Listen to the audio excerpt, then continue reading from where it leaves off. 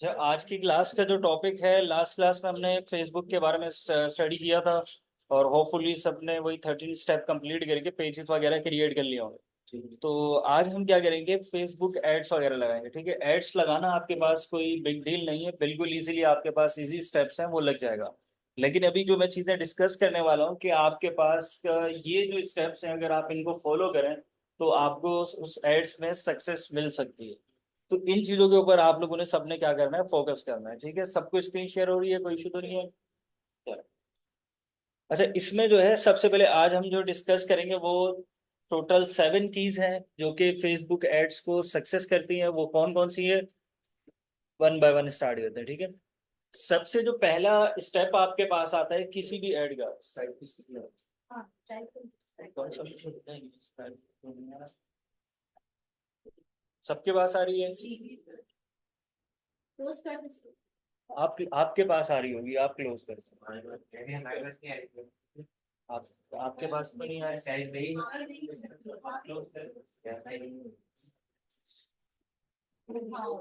है इनके पास। अच्छा, तो सबसे पहला जो स्टेप आपके पास आ रहा है वो आ रहा है कौन सा, टारगेटिंग का। ठीक है, जो मेन इंपॉर्टेंट आपके पास होता है कि सबसे पहले आपको पता होना चाहिए कि आपके टारगेट ऑडियंस है क्या। फॉर एग्जाम्पल, आपके पास अगर आप कोई भी रैंडम एड्स लगा रहे हैं, देन उसके बाद उसमें टारगेटिंग में सिर्फ यही पता नहीं है कि आपके टारगेट ऑडियंस क्या है, कि सिर्फ 10 से 15 साल के बच्चे हों। ठीक है, या आपके पास जो है 20 से ऑनवर्ड्स आपके पास लोग हो, तो उनके अंदर भी मजीद डिस्क्रिप्शन वगैरह जाती है, जियोग्राफिक बाइस आता है, फिर मल्टीपल चीजें आती है। तो टारगेटिंग का आपके पास सिंपल कॉन्सेप्ट क्या होता है, getting your ads in front of the right audience. मतलब ये आपने चूज करना है कि ये जो आपका एड्स है वो किसको दिखाना है। क्योंकि फॉर एग्जाम्पल, अगर आप मिनिमम वाला भी अगर एड लगाते हो, 1500 रुपए का एड्स है जो, तो अगर फेसबुक की अगर चार्जेस की बात की जाए तो, या कोई भी एड्स वगैरह, तो कुछ में आपके पास होता ही है कि वो एक साथ कट हो जाते हैं। अदरवाइज जो है फेसबुक में होता है कि वो डे बाय डे के हिसाब से जाते हैं। मतलब फॉर एग्जाम्पल, आपने एक एड्स लगाया, देन उसके बाद जो है जैसे 1500 रुपए का लगाया, मिनिमम की बात कर रहे हैं, तो उसमें आपके पास 2K ऑडियंस लेके आ रहा है वो। ठीक है, और उस 2K ऑडियंस में बेसिकली होगा क्या कि वो आपके पास जो है, जैसे फॉर एग्जाम्पल उसने डिवाइड करा 3 डेज के अंदर, तो 300 रुपये अगर एक दिन के बन रहे हैं, तो वो 300 आपके पास क्या होंगे, कट होंगे। देन उसके बाद इसी तरह से करेंगे। अब आप बोलोगे कि बाकी के पैसे कहाँ गए, 1500 रुपये बोले हैं, बाकी के पैसे जो है फिर ओवरऑल बाकी चीज़ों में कट जाते हैं, टैक्स वगैरह इन समथिंग चीज़ों में। अदरवाइज जो फेसबुक चार्ज करता है वो तकरीबन आपके पास जो है कम ही होता है, 100-150 से कम ही होता है। लेकिन जब आप कटिंग होती है, आपके पास अमाउंट कटते हैं, तो फिर वो थोड़ा ज़्यादा कटता है।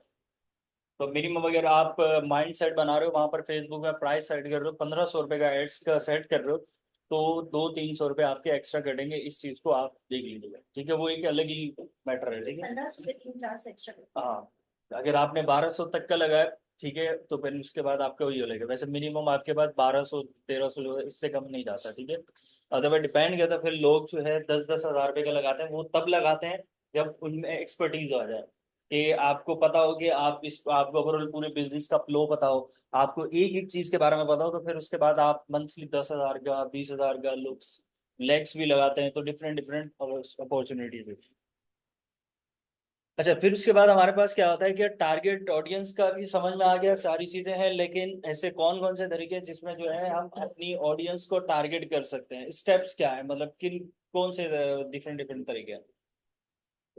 सबसे पहले आपके पास क्या आ रहा है, कोर टारगेटिंग। ठीक है, कोर टारगेटिंग का मतलब क्या है, टारगेटिंग में समझ में आ गया आपके पास, ये स्टेप्स होता है, टारगेट करना है, राइट ऑडियंस टारगेट करना है। टारगेटिंग के अंदर एक मजीद और स्टेप आ रहा है, वो आ रहा है कोर टारगेटिंग।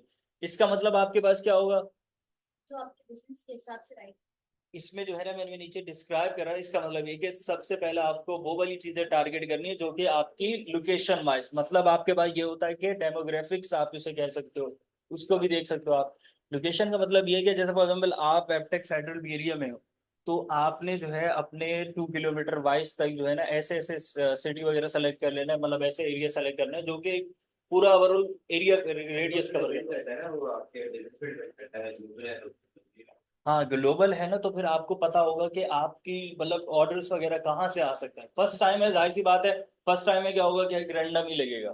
ठीक है, लेकिन ये कि फिर भी इतना आइडिया होता है, ये अगर आप एड्स लगाने के लिए जा रहे हो, तो आप पूरा ओवरऑल 2 to 3 मंथ्स अपनी पेज पे दे दो या किसी भी काम पे दे दो, तो कहीं ना कहीं से आपके पास अगर ऑर्डर्स आते हैं तो आप आगे मूव ऑन कर रहे हो।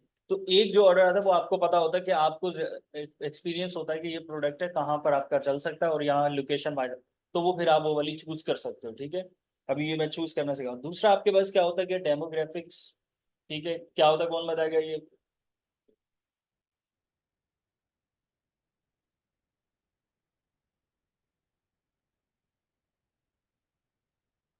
अच्छा, इसमें आपके पास जो है मल्टीपल चीजें आती हैं। ठीक है, जो कि अभी हम इस चीज को डिस्कस करेंगे, जब प्रैक्टिकली दिखा रहा हूँ तो वो इजिली मजीद कवर क्लियर हो जाएगा।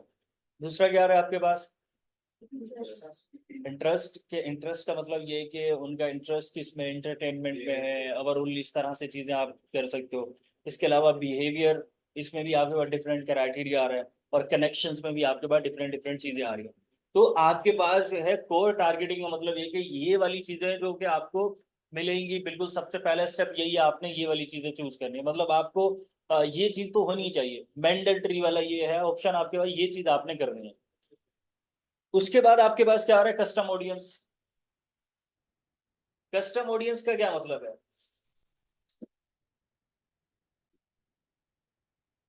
ठीक है, कस्टम ऑडियंस का मतलब ये होता है, देखो आपके जो पहले से ऑलरेडी ऑडियंस मौजूद है। ठीक है, आपके पास ये फेसबुक में ये है कि आप तो वो कोर टारगेटिंग कर रहे हैं।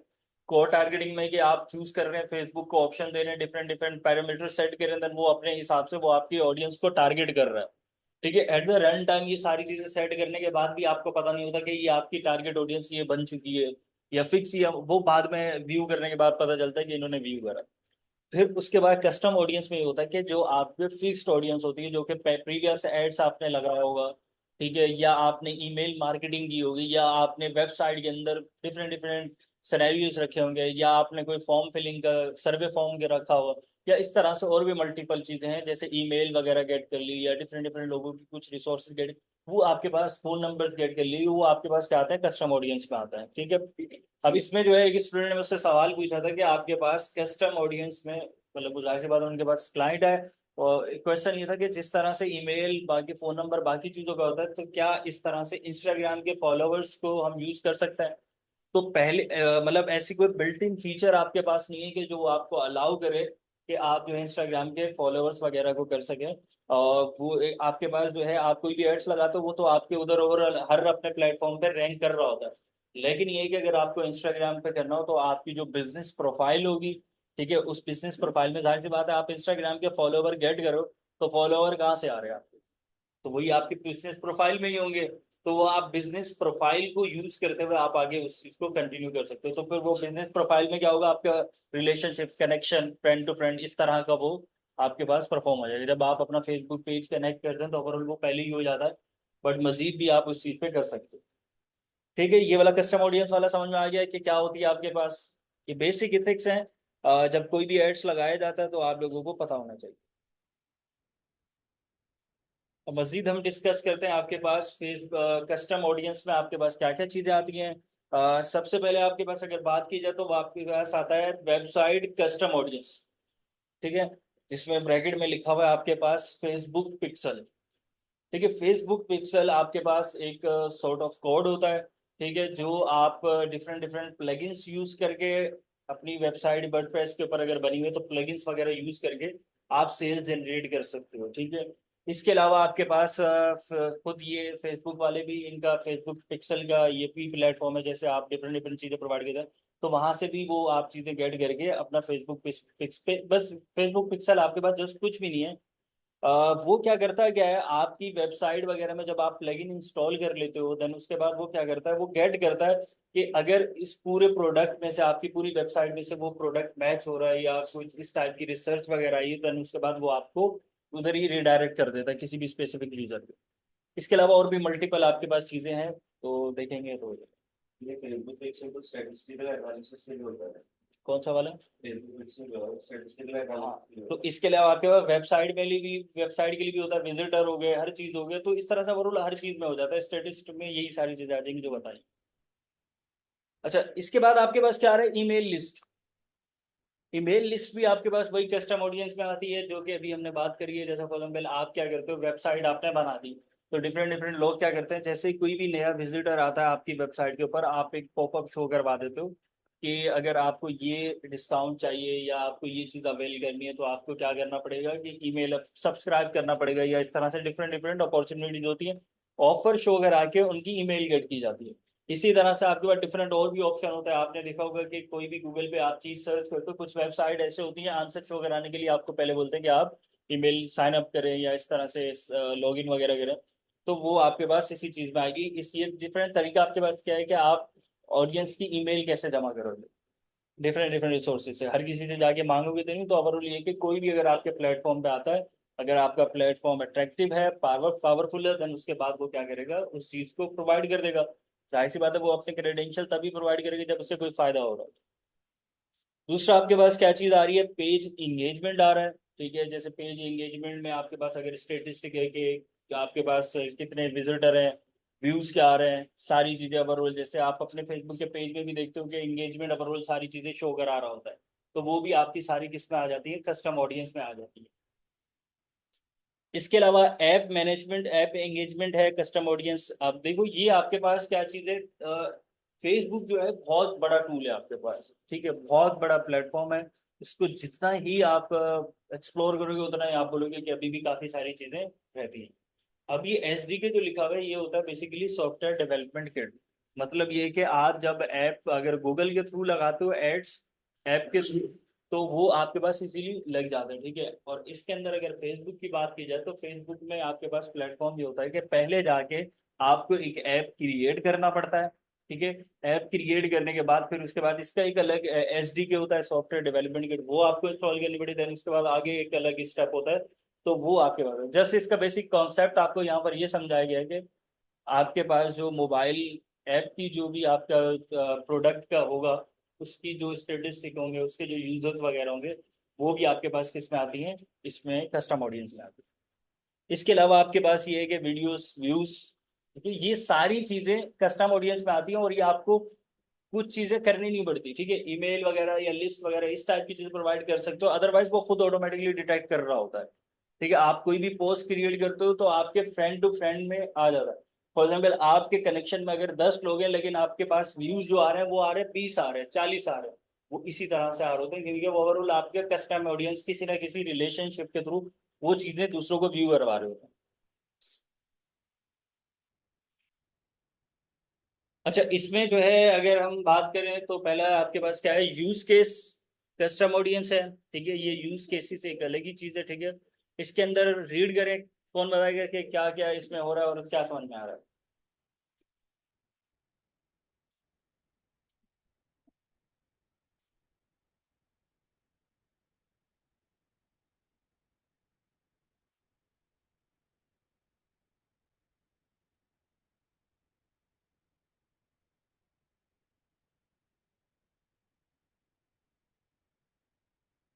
ठीक है, इसके अंदर आपके पास बेसिकली बताया ये जाता है कि आप लोग जब कोई भी एड्स लगाते हो, सबसे पहले आपसे पिक्चर मांगी जाती है, आपसे वीडियो मांगी जाती है, पर देन उसके बाद आप आगे मूव करोगे तो वही वाली चीज आपको शो, आगे वाले पर्सन को शो होती है। इसके अंदर क्या होता है कि डायनेमिकली आपके पास जो भी वेबसाइट में आपके पास डाटा व्यू हो रहा था वही शो हो रहा होता है। ठीक है, ये आपके पास डायनेमिकली काम कर रहा होता है according to the requirement of user या जो भी व्यू कर रहा होता है। स्टैटिक इसमें कोई भी डाटा नहीं होता। सर्विसेज ये बहुत ऑफर करते हो आपकी इमेजेस से तो शो होती है ना तो ब्राउजर आप कुछ एग्जैक्टली, के बाद एक बार सही। अब जैसे कि फॉर एग्जांपल फेसबुक का एल्गोरिथम बेसिकली क्या है कि आप नोट जब भी आपस में कम्युनिकेट करोगे इवन, तो आपको वो चीज़ शो होना शुरू हो जाएगी कुछ टाइम के, मतलब आप ज़्यादा टाइम भी नहीं लगता। जैसे आप सडनली किसी भी प्रोडक्ट के बारे में आप बात कर रहे हो या किसी भी चीज़ के बारे में बात कर रहे हो, किसी भी चीज़ से रिलेटेड, भले स्टडी से रिलेटेड हो या किसी प्रोडक्ट से रिलेटेड हो, इवन के खाने से रिलेटेड, किसी भी चीज़ से रिलेटेड हो, आप आपस में कम्युनिकेट करें, देन उसी चीज़ से रिलेटेड आपको क्या होगा, एड्स वगैरह शो होना शुरू हो जाएगा। इसके अलावा आपके पास फेसबुक, आपके पास जो भी कंट्रोल है वो आपके हर एक ऐप के ऊपर होता है। ठीक है, आपके कैमरा के ऊपर होता है, आपकी गैलरीज में होता है, इसके अलावा आपके पास ओवरऑल हर चीज के अंदर। तो आप कोई भी चीज सर्च करोगे, इवन के गूगल पे भी जाके आप वो चीज सर्च करते हो तो कुछ टाइम के बाद वो आपको फेसबुक पे शो होगी। ठीक है, ओवरऑल वो पूरे आपके उसमें कंट्रोल में होगा। एक तरह से गुड भी है और दूसरा बुरा भी है। और अगर आप अच्छाई के लिए कि बिजनेस प्रोफाइल वगैरह के लिए और इस तरह से अच्छा है, आपके व्यू करके एक क्रिएट किया जाता है पर्सोना। जैसे फॉर एग्जाम्पल डिफरेंट डिफरेंट अभी एआई वगैरह है सारी चीजें, तो उसमें क्या किया जाता है, पर्सोना क्रिएट किया जाता है। पर्सोना क्या होता है कि आपके पास एक आप वर्चुअल आप देख सकते हो कि आपके एक इमेज होती है जस्ट, जिस तरह से बोला जाता है कि आपके पास इस तरह के लोग एज एज वाइज लोग ये सोच सकते हैं, इनका कल्चर ये हो सकता है, इस टाइप की वेबसाइट को अगर कोई विजिट कर रहा है तो उनका पर्सोना ये है, male wise, gender wise, education wise, इस तरह से हर क्राइटेरिया वाइज जो है क्या बनाया जाता है, पर्सोना बनाया जाता है। तो जिसके बिहाफ पे ये पीछे सारे एल्गोरिथम वगैरह वर्क कर रहे होते हैं। अच्छा, फिर उसके बाद आपके पास क्या आ रहा है, लुक लाइक ऑडियंस आ रहा है, ठीक है। इसमें क्या आ रहा है, reach people who are like current customers, website visitor और फेसबुक फैंस, ठीक है। क्योंकि आपके फॉलोअर्स वगैरह होते हैं या इस तरह से होता है, जो भी आपके करंट विजिटर है, जस्ट एक व्यू करा और आपको प्रोफाइल में भी शो हो जाता है कि आपके पास इतने व्यू आए सारी चीजें, तो वो आपके पास लुक लाइक ऑडियंस में आता है, ठीक है। इसके अलावा आपके पास क्या आ रहा है यहाँ पर, इजीली स्केल योर एडवर्टाइजिंग। यहाँ पर क्या बताएगा इन दोनों चीजों का डिफरेंस, ये क्या लिखा हुआ है बताएं।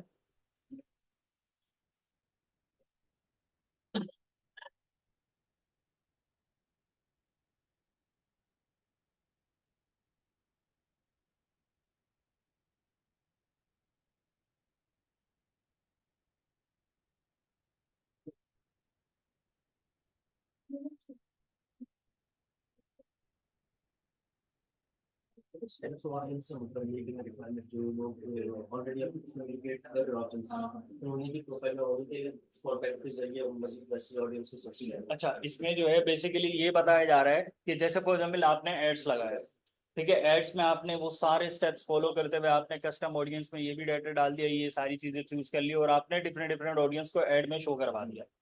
अब वो क्या बन चुकी है, आपकी सोर्स बन चुकी है, कस्टम ऑडियंस बन चुकी है। अब दोबारा एड्स लगा रहे हो, दोबारा उन्हीं को वहीं पे टारगेट कर रहे हो, टारगेट डिफरेंट लोगों को करोगे ना आप। जैसे फॉर एग्जाम्पल एक आपके पास फॉर एग्जाम्पल 10 लोग हैं, 10 लोगों का आपका डाटा आ चुका है, ईमेल आ चुकी है। जब आप उनको कस्टम ऑडियंस यूज करते हुए, उनकी सोर्सेज को यूज करते हुए आप उनको टारगेट कर रहे हो, उन तक ऐड जा रहा है, तो क्या फिर वो कोर टारगेटिंग में उन्हीं को चूज करोगे, मेरा डिफरेंट लगेगा। तो ये आपके पास बेसिकली कॉन्सेप्ट तो इसमें मतलब ये तो नहीं है कि उन्हीं के सर्कल में और जैसे लोग होंगे तो आप ज्यादातर उनकी फ्रेंड की उनकी फैमिली को टारगेट किया जाता है। है। एग्जैक्टली, सही।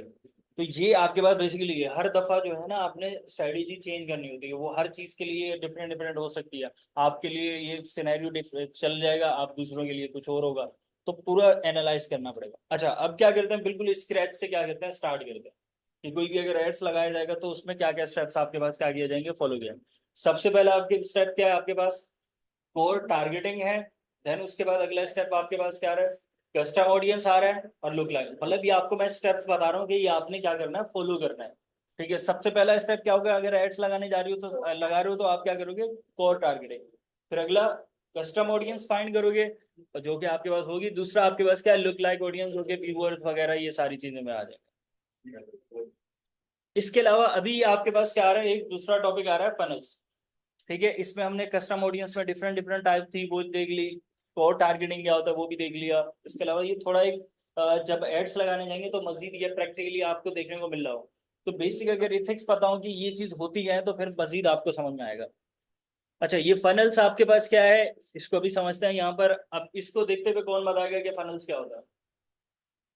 तो ये बना पड़ेगा। अच्छा, सही है भाई। ब्रांड अवेयरनेस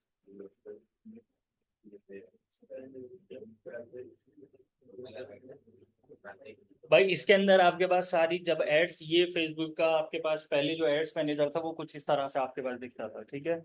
अभी तो ये काफी सारी चीजें चेंज हो चुकी हैं। तो इसमें आपके पास ये है कि जब आप एड्स लगाने जाते हो तो सबसे पहले आपके पास क्या आ रहा है, चूज योर ऑब्जेक्टिव। उसके अंदर ही आपके पास स्टेप्स आ रहे होते हैं। पहला आपके पास क्या आता है, अवेयरनेस आता है, कंसिडरेशन आता है, फिर कन्वर्जन आता है। इस तरह से आपके पास डिफरेंट डिफरेंट क्या आ रहे हैं, एड सेट्स आ रहे हैं। ये बेसिकली आपके पास क्या बता रहे हैं कि आप जो एड्स लगाने जा रहे हो वो कौन सा चूज करोगे। ब्रांड अवेयरनेस वाला चूज करना है आपने, इसके अलावा आपने लोकल अवेयरनेस वाला करना है, तो ये सारे आपके पास क्या कहते हैं, मार्केटिंग फनल कहलाता है। ठीक है।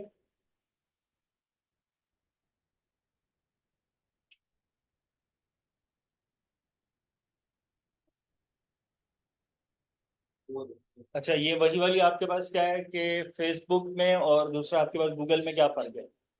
कौन बताएगा? साफ साफ पता चल रहा है आपके पास।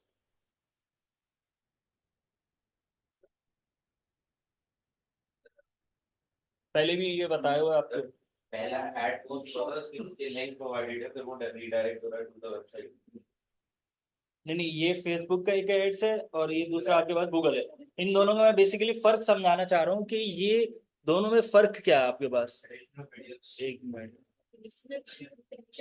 गूगल ऐड में आपके वीडियोस नहीं चला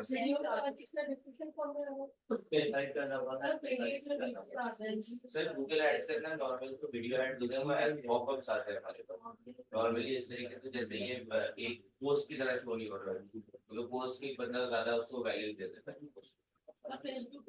देखो, फेसबुक में आपके पास ये होता है कि आपको ब्रांड के बारे में किसी, वो तो एक अलग बताया कि भाई दोनों अलग अलग कीवर्ड के ऊपर भी होता है कि गूगल के पास कीवर्ड लगाओगे तो ऐड आएगा। अच्छा, फेसबुक में आपके पास ये होता है कि ये वाले जो दो एड्स आपके पास शो हो रहे हैं ना, इनका पहले मैं आपको डिफरेंट डिफरेंट तरीका बता चुका हूँ कि फेसबुक एड्स में और इसमें क्या फर्क है। अभी जो इस इमेज को देखते हुए आपको समझ रहे, जैसे फेसबुक जब आप यूज करते हो, क्या वो एड्स आप सर्च करते हो? सर्च नहीं करते हो ना, वो खुद दिखाता है आपको। और गूगल में आप क्या करते हो? किसी चीज, ये देखो ऊपर उसने क्या लिखा हुआ है, नाइक शूज, ब्रांड के बारे में सर्च किया है, देन उसके बाद आपके पास क्या हुआ, वो डाटा शो हो रहा है, इमेजेस शो हो रही हैं, फिर उसके बाद वो देखो डिफरेंट डिफरेंट एड्स भी लगे हुए आ रहे हैं। मतलब इसमें रीचिंग कौन सा वाला? नहीं नहीं, गूगल की मैं रीचिंग की बात नहीं कर रहा, ये बेसिकली आपके पास ये होता है कि गूगल पे लोग, एक ब्रांड बन चुका होता है, हाँ, तो फिर जाके लोग सर्च करते हैं गूगल पे। हाँ, वही इसमें जो है ना, दो साइड की बात है।